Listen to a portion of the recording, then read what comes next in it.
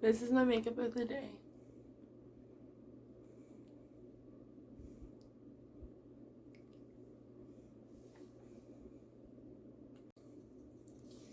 Good evening. Today is December 3rd. I had a really busy day today. I tried to donate plasma, but that didn't work out because the lithium for my bipolar, it interferes with that. So I have to wait till the 16th.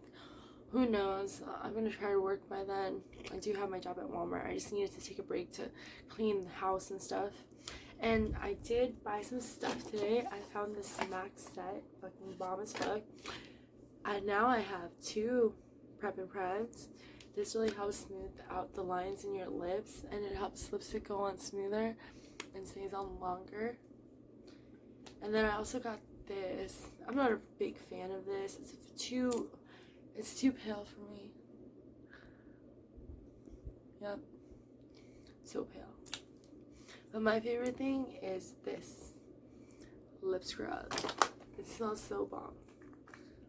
And then you just take it and you rub it. And it makes your lips soft for kissing.